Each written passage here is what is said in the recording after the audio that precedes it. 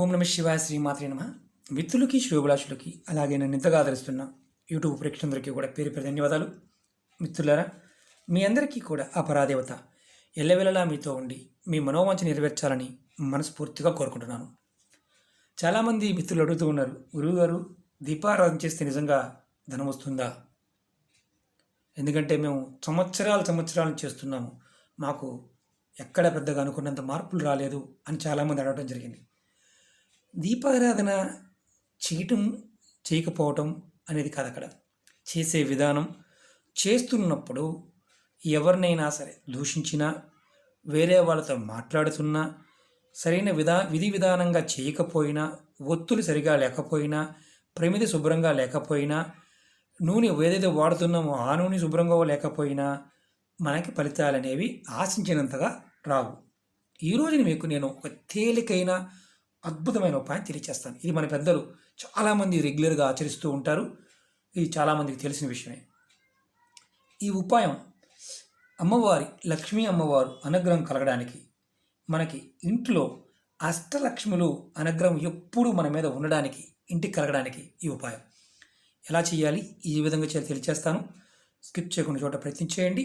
అలాగే మీకు ఈ వీడియో నచ్చినట్లయితే లైక్ చేయండి, నా ఛానల్ సబ్స్క్రైబ్ చేసుకోండి, పక్కనే ఉన్న గంట సింబల్ యాక్టివేట్ చేసుకోండి. నచ్చితేనే 10 మంది మిత్రులకి షేర్ చేయండి. మీరు ఎవరైనా సరే శుక్రవారం నాడు సాయంత్రం 5:45 నుంచి 6:15 అంటే 6:15 లోపు దీపారాధన, దీపపు కుందులు కానీ ప్రమిదలు కానీ వెలిగించి అమ్మవారిని అంటే దీపలక్ష్మిగా భావించి మనం ఆరాధన చేయాలి. ఆ సమయంలో కనుక దీపారాధన చేస్తే ఆ దీపాన్ని జ్యోతి లక్ష్మి అంటారు.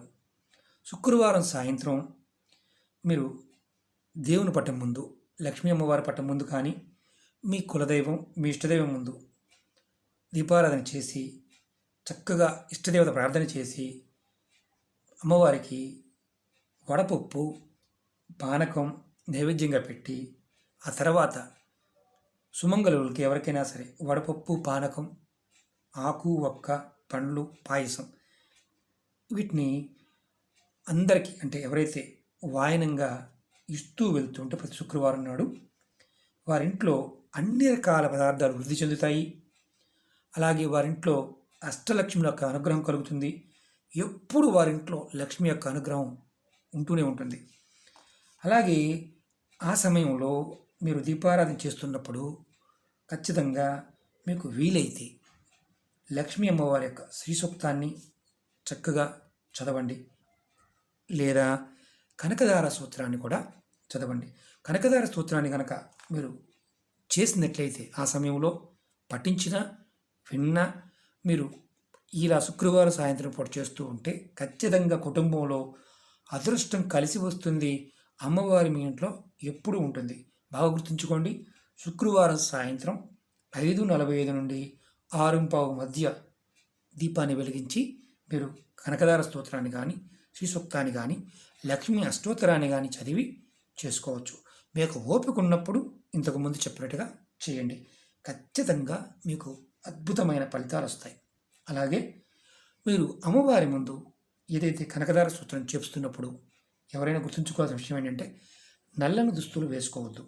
అలాగే ఎర్రటి దుస్తులు కూడా ధరించి పూజ చేయవద్దు. ఎందుకంటే అమ్మవారి స్తోత్రాన్ని పఠిస్తున్నప్పుడు మీరు ఇది గుర్తుంచుకోండి.